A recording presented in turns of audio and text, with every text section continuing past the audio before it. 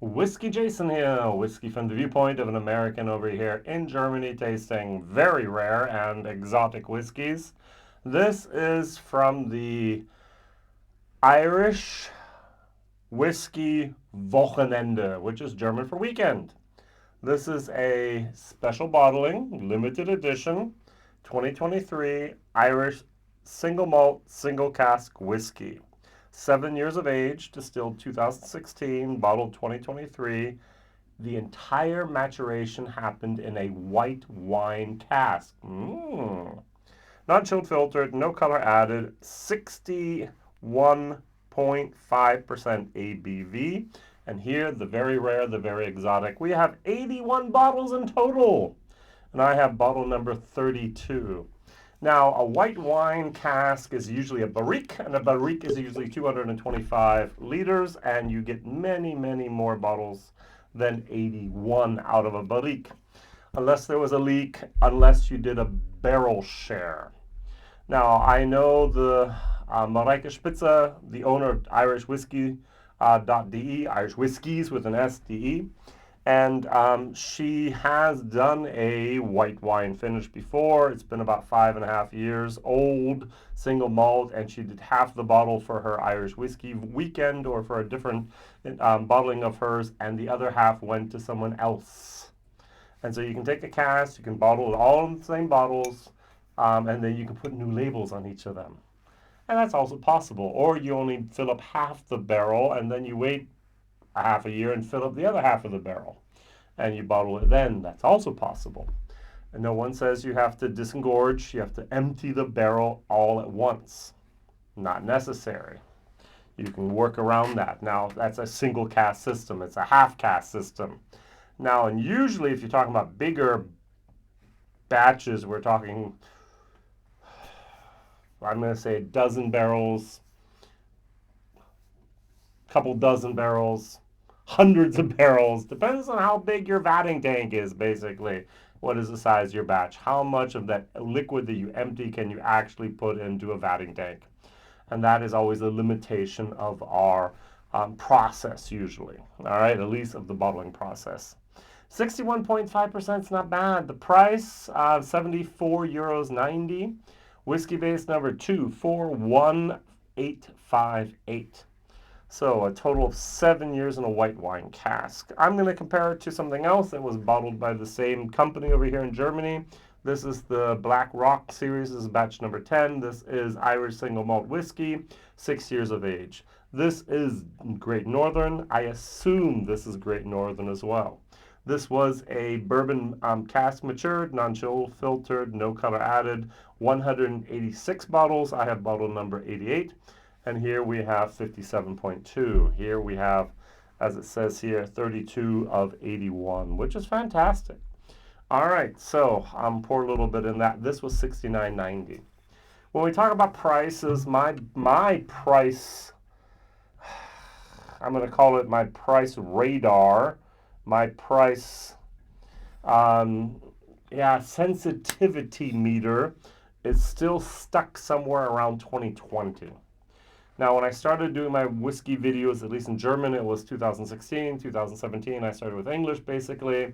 And you grow up with whiskey and you enjoy whiskey over many, many years, and you watch the prices, unfortunately, in my opinion so far, skyrocket.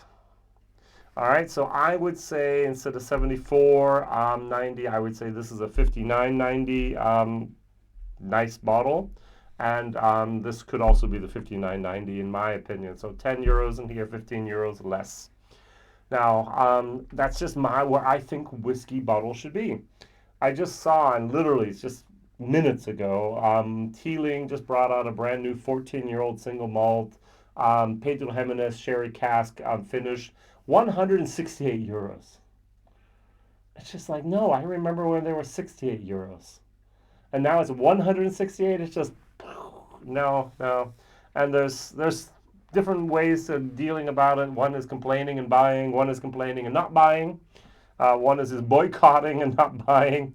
You can buy or not buy. Those are the two things you can do here. You really can't with online shops or even with Teeling themselves start negotiating. Say, I'm willing to pay 45 euros. You were asking 168. Oh, we'll meet in the middle. All right. No, that just doesn't work with whiskey, unfortunately. Now, this is for me exciting. We have a 7-year-old product. Dingle just brought out their 10-year product. So far we basically had Bushmills with aged stock, and we've had Middleton with aged stock. And then we had Cooley with aged stock, 20 some years now, when they had 20, 30 years now. And now we're starting with all the little guys. So we had Dingle first, and then so we're going to have Great Northern hit 10 years one day soon. We're going to have other distilleries hitting that mark of 5 and 6 and then 8 and then 10.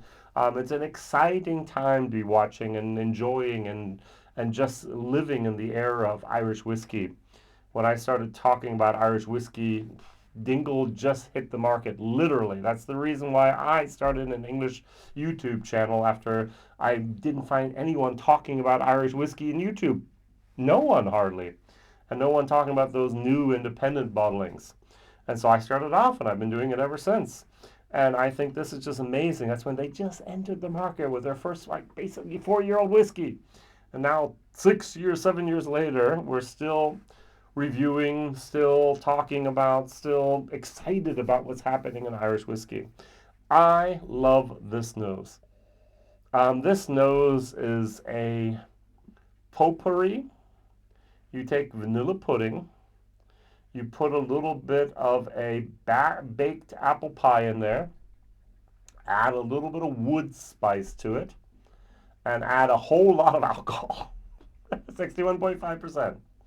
Over here, now it's so amazing. Great Northern, I'm going to just assume Great Northern, bourbon cask, white wine cask. What this white wine cask did in those 7 years, just fantastic. This bourbon cask did something as well. It went in a certain direction. Not the perfect direction for me yet. I do get a little bit of that bourbon oaky note, but I get a lot less of the wine notes, of the apple, of the vanilla, of the pudding going on here. Here I get a tiny little bit of that grain, spice, and apple and pears. Here, this is just adorable. I'm going to give this a B on the nose just alone. Now, I'm not sure if the taste is a B. I don't know about you, but I am outside, if we go outside the bourbon world, all right? So I like my Bookers. I like my Elijah Craig barrel proofs. I like my other single barrel proofs that you can get. I don't know if it's going to be Driftless Glen or if it's going to be other things out there that have maybe 60+%. But when you go over 60+% with Irish whiskey and with Scotch, it can get a little dicey. It can get a little hot. It can get a little bit of a torture on your tongue moment. And I'm not always the biggest fan of that. So I'm a little bit worried here. So I do have my water. I'm going to try to manage the exact right ratio between water and between alcohol strength. It should be around 50, 53% in my opinion, but going from 61.5 down to 50, 53 is not always the easiest job in the world, for me at least. All right, cheers.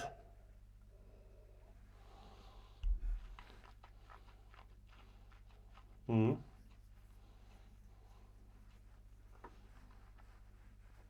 I had a little bit of saliva left. I took a little sip. It's still hot, but there's a whole lot of flavor going on in there. That's good. Does this, and then it's like hot. Oh yeah. There's a light woodiness, almost a sandalwood moment. I still get that vanilla spice, cinnamon, apple pie moment going on in here. Longer lasting finish. I really, really enjoy this. If it were not for the heat in the middle, I'm just too weak. All right, so I can drink it if I have to, but it's not something I enjoy. It's like, oh, I love the first moments. Oh no, it's hot, hot, hot, hot, hot, hot, hot.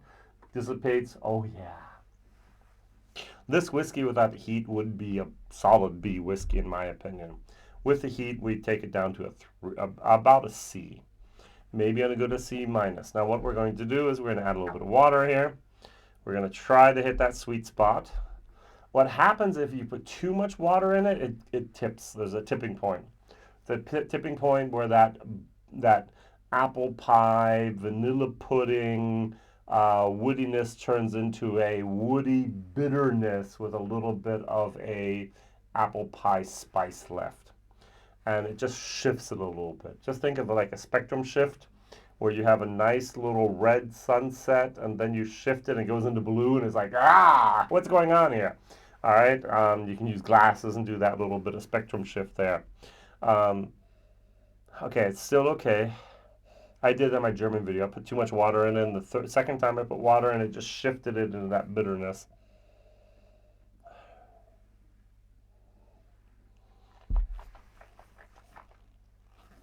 Water and temperature are two things you should really think about when you drink your whiskey. I am now in the winter months. The Irish Whiskey Weekend was pretty cool. It was a Zoom session basically with 11 different distilleries that came online for each 45 minutes, 15-minute break. In the middle, there was 1.5 hour break. Over 2 days, it was Saturday, Sunday. We had sample sets sent out to us, so you could try new make, you could try their new bottlings. Every year she's done this now for 3-4 years. It's a fantastic, fantastic way to experience Irish whiskey. Cheaper, better, and quicker than actually driving to Ireland and visiting 11 different distilleries. And I really enjoy it. I'm going to continue. Saturday, I watched most of it. It was participated. Sunday, it wasn't possible due to other activities and obligations. We had friends over and so on. And it just wasn't possible. But that was, I'm going to rewatch the recordings and just learn and just enjoy thoroughly the different distilleries that work and are available here in Germany. And every single year for this Irish weekend, for the Irish Whiskey Weekend, she puts out her own bottling. And every year I buy it. It was a grain one year. It was a single malt one year. I love the grain. Oh, it was so good.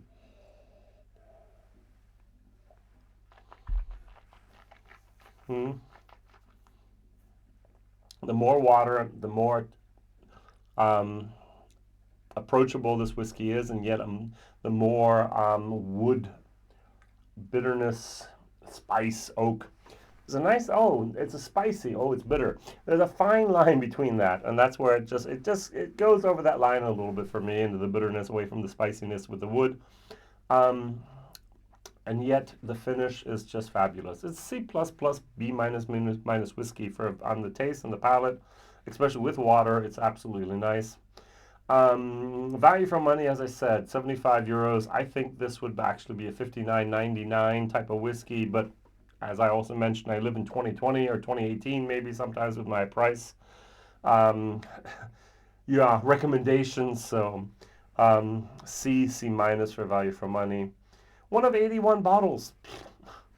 I mean, you can sell 81 bottles. I mean, there were more participants in the Irish Whiskey Weekend than there were the bottles out here, and so that's just fine.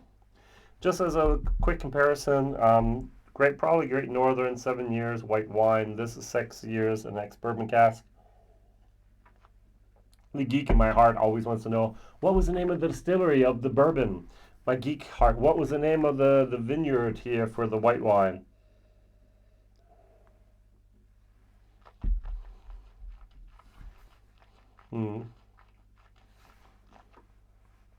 It is so crazy how different these whiskeys are.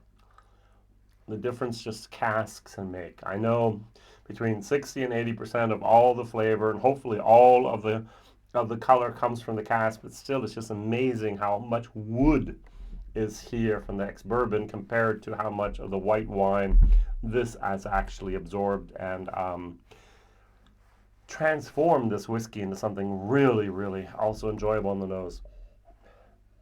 See, this is so much better. All right, thank you very much for watching, liking, subscribing. If you want to buy something like this, it's www.irish minus, so hyphen whiskies, EYS.de. DE is Deutschland, DE is Germany. And if you order something, you might be lucky enough to get this in your country.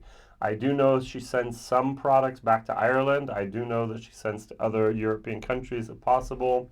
Or just send an email. Just go to the contact and then contact Mareike, and then maybe you might be able to get one of these or one of these or one of the other interesting independently bottled Irish whiskeys that are available only in Germany. Thank you very much for watching, liking, subscribing. Don't forget to tell others, and all the best. See you soon. Irish whiskey for the win. Bye bye.